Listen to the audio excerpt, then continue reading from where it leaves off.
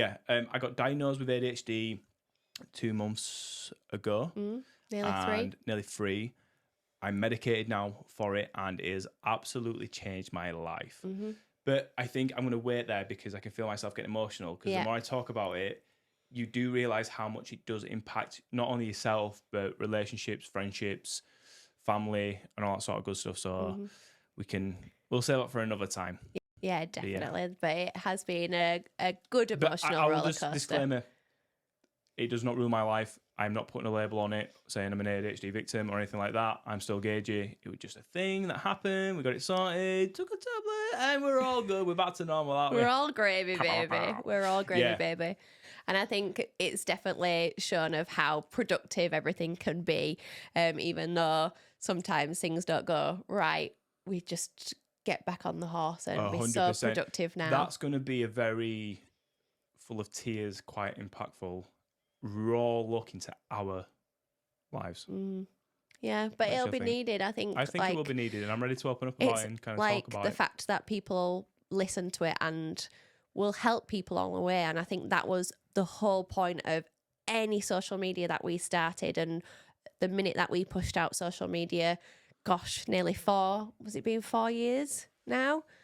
That's what people have come back saying, of how much you've helped me with my sexuality, my kinks, my desires, even body confidence. And I think that is our true ultimate of if we can help someone along the way, no matter what it is.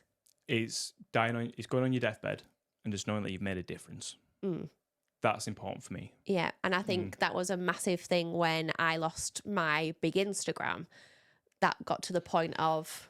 Yeah, because that's the thing. I didn't know how important that was to you, because going through that point of where, you know, if people go, oh my God, you do this, and you go, yeah, follow me on Instagram, and it was 150,000 verified, that was your middle finger to everybody to go, hey, we're good over here. Especially at work when I was flying and people were asking about it, and it's kind of like you knew that people were talking about you in the back galley, but then they go on social media and go, shit, this girl's got a lot of followers, a lot of people want to hear what she says. She's doing good. She's doing really good. And even though we don't agree with it, it is like the middle finger to people. And it was kind of a bit like you were like, we'll rebuild it, we'll get back on the horse. And I'm just like, can't I be even frigging bothered? Like, yeah, well, I think we had that conversation as well about people see Instagram as the end all and be all of everything, and it's really not, because we had this conversation driving somewhere. I can't remember where, but it was,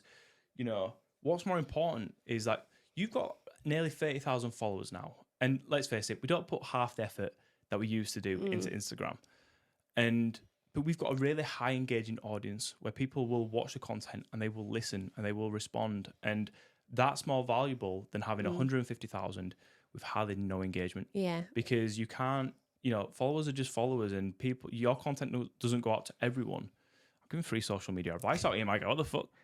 I'm invoicing you. But it was more back to the fact that the amount of friendships that we've made, and when that happened, they turned around and was like, you helped me so much. I was in such a rut and I saw you on social media. Please don't give up, because if you can help someone like me, then it's life-changing for them. And the amount of friendships that we've made and the amount of people that said that at that moment in time was like, I wouldn't be where I am at now, and how happy I am in the lifestyle, and how happy I am with my body, and how happy I am just in everything, was because of you. Yeah. And that just gives us the drive to create more content, talk about the ADHD, talk about Monjaro, talk about, I don't know, Botox and STIs, and that's why we do it.